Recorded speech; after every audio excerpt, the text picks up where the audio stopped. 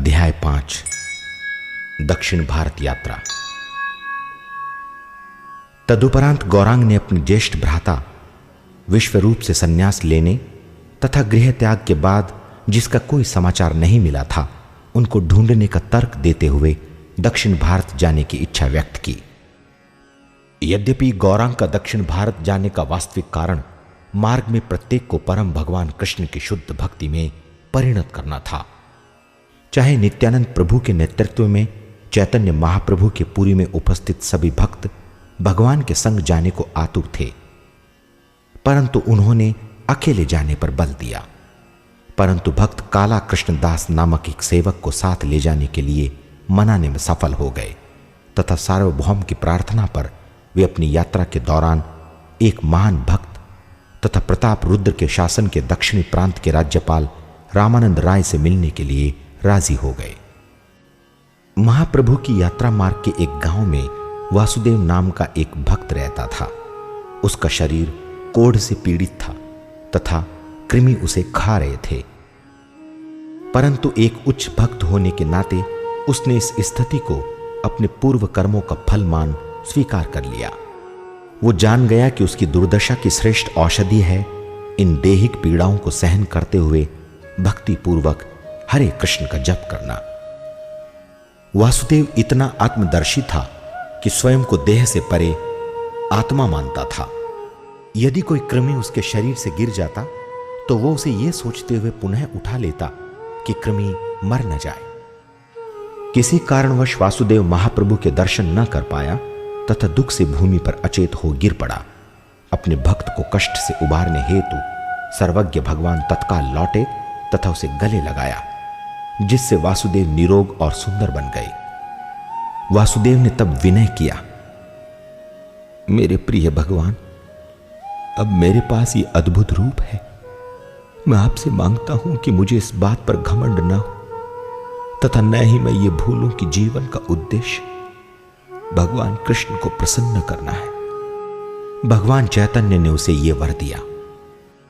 दक्षिण भारत के मार्ग पर यात्रा के दौरान श्री कृष्ण चैतन्य कीर्तन करते चलते, कृष्ण कृष्ण कृष्ण कृष्ण कृष्ण कृष्ण कृष्ण हे कृष्ण कृष्ण कृष्ण कृष्ण कृष्ण कृष्ण कृष्ण हे कृष्ण कृष्ण कृष्ण कृष्ण कृष्ण कृष्ण रक्ष्माम कृष्ण कृष्ण कृष्ण कृष्ण कृष्ण कृष्ण पाहि माम राम राघव राम राघव राम राघव रक्ष्माम कृष्ण केशव कृष्ण केशव कृष्ण केशव पाहि माम। हे भगवान कृष्ण, कृपया मेरी रक्षा करें तथा मेरा पालन करें। हे रघुवंशी भगवान राम, कृपया मेरी रक्षा करें। हे कृष्ण, केशी असुर का वध करने वाले हे केशव, कृपया मेरा पालन करें। भगवान चैतन्य की सम्मोहक छवि को जो भी देखता वो मोहित हो जाता। एक ब्राह्मण इतना आकर्षित हो गया कि तत्काल सब कुछ त्याग कर उनका अनुसरण करना चाहता था। उसने विनती की, मेरे स्वामी, मैं मात्र इहलौकिक परिवार में आसक्त हूं। कृपया मुझे अपने साथ यात्रा की आज्ञा देकर मेरा उद्धार करें। परंतु भगवान चैतन्य ने कहा, नहीं, तुम यहीं रहो, हरे कृष्ण जपो, अन्यों को प्रचार करो तथा उन्हें भक्त बनाओ। जहां कहीं भी जाओ, जिस किसी से भी मिलो, मात्र कृष्ण उपदेश करो। इस प्रकार मेरी आज्ञा से तुम गुरु बनो तथा इस भूमि का उद्धार करो। यदि तुम मेरे निर्देशों का अनुसरण करोगे तो कभी भी भौतिक जीवन की पीड़ाओं से व्यथित नहीं होगे तथा पुनः मुझसे यहां मिलोगे। अन्य शब्दों में, तुम मुझसे कभी भी विलग नहीं होगे। जहां कहीं भी महाप्रभु जाते थे, लोगों से हरे कृष्ण जपने को कहते। कृष्ण भावना से अनुप्राणित हो अनेक जन दूसरे गांवों में अन्यों को कृष्ण भावना से अनुप्राणित करने हेतु जाते, जो प्रत्युत्तर में अन्यों को कृष्ण भावना भावित करते। इस प्रकार हरे कृष्ण का जप यानी कीर्तन संपूर्ण दक्षिण भारत में फैल गया। गोदावरी नदी के तट पर प्रभु रामानंद राय से मिले तथा शीघ्र ही उनसे शास्त्रगत गहन चर्चा में मग्न हो गए। स्वतंत्र सर्वज्ञ भगवान चैतन्य महाप्रभु ने रामानंद राय को कुछ प्रश्न पूछने हेतु चुना तथा उन्हें अंतःकरण से अपने प्रश्नों के पूर्ण उत्तर देने के लिए प्रेरित किया। प्रथम प्रश्न, जीवन का उद्देश्य क्या है तथा इसे प्राप्त करने का साधन क्या है? रामानंद राय ने उत्तर दिया, वर्णाश्रम धर्म का पालन कर प्रत्येक व्यक्ति पूर्णता प्राप्त कर सकता है। महाप्रभु ने इसका खंडन करते हुए कहा, यह बाह्य है, कृपया कुछ और कहो। रामानंद राय ने क्रमबद्ध रूप से उन्नत विधियों की व्याख्या की। उन्होंने फलों से विमुक्त हो कार्य करने का सुझाव रखा, परंतु गौरांग ने उसे अस्वीकार कर दिया। आगे उन्होंने वर्णाश्रम के कर्तव्यों यानी उत्तरदायित्वों को त्यागने का समर्थन किया। भगवान चैतन्य ने इसे भी अस्वीकार कर दिया। तब रामानंद राय ने कहा, इंद्रिय तृप्ति की चेष्टाओं से विमुक्त अथवा अनुभवाश्रित ज्ञान रहित शुद्ध कृष्ण भक्ति द्वारा प्राणी पूर्णता पा सकता है। भगवान चैतन्य ने इसे उचित उत्तर मानते हुए स्वीकार किया, परंतु अनुनय किया, कृपया मुझे और बताएं। अनेक रात्रियों के चर्चा क्रम में रामानंद कृष्ण भावनामृत की गुह्य लीलाओं और राधा तथा कृष्ण के भावों तक की क्रमिक अवस्थाओं का वर्णन करते रहे। तब भगवान चैतन्य ने अपना मूल राधा कृष्ण स्वरूप रामानंद राय के समक्ष प्रकट किया। भगवान चैतन्य और रामानंद राय ने एक दूसरे के सानिध्य में कृष्ण कथा के आनंद का आस्वादन किया। रामानंद ने अनुरोध किया, कृपया दीर्घकाल तक यहां रहें ताकि हम और चर्चा कर सकें। महाप्रभु ने कहा, मैं चाहता हूं कि हम इन प्रसंगों का मात्र कुछ दिनों के लिए नहीं बल्कि संपूर्ण जीवन आस्वादन करें, परंतु प्रथम मेरा दायित्व दक्षिण भारत में प्रचार का है। कुछ समय उपरांत मैं पुरी लौटूंगा। उस समय तक आप कृपया अपने उत्तरदायित्वों से मुक्त हो जाएं तथा पुरी प्रस्थान करें जहां हम इकट्ठे रहेंगे। तब महाप्रभु कई पवित्र धामों की यात्रा पर गए। अहोबिलम, तिरुपति, श्रीशैलम, कांचीपुरम, श्रीरंगम, मदुराई, कुंभकोणम, तंजावुर, रामेश्वरम, कन्याकुमारी इत्यादि। वे मात्र विष्णु मंदिरों में ही नहीं अपितु उन देवताओं के मंदिरों में दर्शन हेतु भी गए जो परम पुरुषोत्तम कृष्ण के भक्त के रूप में सुविख्यात थे, न कि स्वतंत्र ईश थे तथा इस आधार पर पूजनीय थे। उन्होंने पवित्र नदियों में स्नान किया तथा गांव-गांव जाकर कृष्ण भावनामृत का प्रचार किया। प्रत्येक रात्रि वे मंदिर में ठहरते तथा स्थानीय पंडितों को भागवत दर्शन प्रस्तुत करते तथा वे जनसाधारण को हरे कृष्ण के कीर्तन के लिए प्रेरित करते। जिस समय भगवान चैतन्य श्रीरंगम पहुंचे, चातुर्मास प्रारंभ हो चुका था। अतः महाप्रभु श्रीरंगम में स्थानीय ब्राह्मण वेंकट भट्ट के घर ठहरे। श्री रंगनाथ के भक्तों ने अपने बीच गौरांग को पाकर भाग्यशाली माना। विशेषतः वे उन्हें मंदिर में विग्रह के समक्ष आनंद में नृत्य तथा कीर्तन करते हुए देख प्रसन्न थे। प्रत्येक दिन विभिन्न ब्राह्मण उन्हें मध्याह्न के भोजन हेतु आमंत्रित करते। एक बार महाप्रभु ने परिहास में वेंकट भट्ट से कहा, आपकी इष्ट देवी लक्ष्मी सदैव नारायण के वक्ष स्थल पर विराजमान रहती हैं तथा निश्चित रूप से वे सृष्टि की सर्वश्रेष्ठ सती स्त्री हैं, परंतु मेरे स्वामी तो श्री कृष्ण हैं, एक ग्वाला जो गाय चराते हैं। ऐसा क्यों है कि एक पतिव्रता स्त्री होते हुए भी मेरे स्वामी कृष्ण का संग चाहती हैं? इसे प्राप्त करने हेतु लक्ष्मी ने वैकुंठ के दिव्य आनंद को त्याग दीर्घ काल तक प्रतिज्ञाओं एवं नियमों को स्वीकार किया है तथा अनंत तप किया है।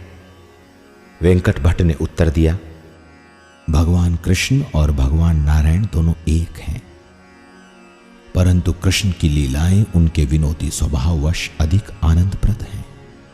क्योंकि कृष्ण और नारायण दोनों एक ही पुरुष हैं, लक्ष्मी की कृष्ण पाने की इच्छा उनके सतीत्व की प्रतिज्ञा को भंग नहीं करती, अपितु ये अति आह्लादक है कि धन की देवी लक्ष्मी भगवान कृष्ण से मिलना चाहती हैं तथा रासलीला का आनंद लेना चाहती हैं। यदि वे कृष्ण संग का इस प्रकार आनंद लेना चाहती हैं तो इसमें क्या दोष है? आप इस प्रकार क्यों परिहास कर रहे हैं? महाप्रभु ने प्रत्युत्तर में कहा, मैं जानता हूं कि लक्ष्मी में कोई दोष नहीं, परंतु फिर भी वे रासलीला में भाग नहीं ले सकती। क्या आप बता सकते हैं कि सौभाग्य की देवी होते हुए भी वे क्यों इस सुअवसर को प्राप्त नहीं कर सकती? इस पर वेंकट भट्ट ने कहा, मैं इस दृश्य के रहस्यों को नहीं जान सकता। मैं एक साधारण जीव हूं। किस प्रकार मैं परम भगवान के कार्यों को जान सकता हूं? वे सहस्त्र सागरों से भी गहरे हैं। तब भगवान ने व्याख्या की, लक्ष्मी अपने परम भगवान की सम्मानकारी पूजा के व्यवहारवश रासलीला में नहीं जा सकती। वैकुंठ में श्रद्धा तथा सम्मान की प्रभुता है, जबकि वृंदावन कृष्ण की सरल स्वाभाविक प्रेम स्थली है। वृंदावन फलों, फूलों, गायों तथा यमुना नदी से चरितार्थ है। वहां का वातावरण सम्मान की बजाय प्रगाढ़ता का है। लक्ष्मी अपना वैकुंठ स्वभाव नहीं त्याग सकती, न ही वे कृष्ण की रासलीला में प्रवेश पाने के लिए प्रामाणिक विधि का पालन करने के लिए तत्पर है। यथा अपने वैकुंठ रूप का त्याग करना, गोपी रूप स्वीकृत करना तथा ब्रजवासियों के चरण कमलों का अनुगमन करना। इस प्रकार भगवान चैतन्य ने परिहास में कृष्ण की आराधना लक्ष्मी नारायण से भी सर्वोच्च बताई तथा प्रगाढ़ता यानी घनिष्ठता का भाव श्रद्धा तथा सम्मान से श्रेष्ठ है। परंतु उन्होंने कहा, बुरा मत मानिए, मैं मात्र परिहास कर रहा हूं, मैं आपको प्रताड़ित नहीं कर रहा हूं। महाप्रभु ने एक बार श्रीरंगम के प्रांगण में एक ब्राह्मण को बैठे देखा जो अपने हाथों में भगवत गीता लिए रो रहा था। कुछ लोग उस पर हंस रहे थे। यह देख भगवान चैतन्य ने पूछा, महोदय, आप क्या कर रहे हैं तथा क्यों रो रहे हैं? ब्राह्मण ने कहा, मेरे गुरु ने मुझसे कहा कि प्रतिदिन भगवत गीता का उच्चारण करो, परंतु वास्तव में मैं निरक्षर हूं। चाहे मैं ब्राह्मण कुल में उत्पन्न हुआ, परंतु मुझे उचित ढंग से पढ़ना नहीं आता, परंतु फिर भी मैं पढ़ने का प्रयास करता हूं। परंतु आप रो क्यों रहे हैं? वास्तव में मैं देखता हूं कि भगवान कृष्ण अर्जुन के सारथी बनकर रथ पर बैठे, अपने हाथों में लगाम पकड़े। वे बहुत सुंदर तथा श्यामल प्रतीत होते हैं। भगवान कृष्ण द्वारा अर्जुन को उपदेश करते देख मेरा हृदय आनंद से अनुपूरित हो जाता है तथा मैं अपने अश्रुओं को रोक नहीं पाता। गौरांग ने ब्राह्मण को गले लगा लिया तथा आश्वासन दिया, चाहे तुम उचित रीति से नहीं पढ़ सकते, तुम भगवत गीता के सच्चे विद्यार्थी हो, तुमने इसके संदेश को जाना है। मदुराई के आसपास भ्रमण करते हुए महाप्रभु भगवान राम को समर्पित भक्त के घर पहुंचे, जो सदैव ये सोचकर चिंतित रहता था कि रावण ने माता सीता का अपहरण कर लिया है, जैसा कि महाकाव्य रामायण में वर्णित है। भगवान चैतन्य ने यह विचार रखते हुए ढांढस बंधाया कि मैं वास्तव में यह सोचता हूं कि रावण के लिए सीता का हरण करना संभव नहीं था। कुछ दिनों के बाद गौरांग को पास के आश्रम में कूर्म पुराण की प्राचीन पांडुलिपि मिली, जिसमें यह वर्णित था कि रावण ने वास्तविक सीता का हरण नहीं किया था, अपितु उनके मायावी रूप को ले गया था। जब वे राम से विलग हुई, तब वास्तविक सीता अग्निदेव के पास सुरक्षित थी। भगवान चैतन्य संबंधित पृष्ठ को संतप्त भक्त के पास ले आए, जिसने शोक से विमुक्त हो घोषणा की, चाहे आप सन्यासी प्रतीत होते हैं, वास्तव में आप मेरे प्रिय भगवान राम हैं। क्रमशः महाप्रभु दक्षिण भारत के पश्चिमी तट पर पहुंचे, जहां उन्होंने पवित्र स्थलों की यात्रा की, जैसे तिरुवनंतपुरम, उडुपी तथा श्रृंगेरी। उस यात्रा के समय भट्टधारियों के गिरोह, एक खानाबदोश समूह जो काला जादू जानता है, ने काला कृष्णदास के मन को स्त्री द्वारा मोहित कर अपने नियंत्रण में कर लिया। जब महाप्रभु अपने सेवक को बचाने गए, भट्टधारियों ने उन पर आक्रमण किया, परंतु हथियार जो उन्होंने फेंके थे वापिस आ गए तथा उन्हीं के शरीरों को प्रक्षारित कर दिया। महाप्रभु तब काला कृष्णदास को बालों से पकड़कर अपने साथ वापिस ले आए। ये घटना प्रदर्शित करती है कि यदि कोई कृष्ण भावनामृत में योग्य रूप से गंभीर नहीं है, तो परम पुरुषोत्तम भगवान के व्यक्तिगत संग में रहने पर भी माया के वशीभूत हो सकता है।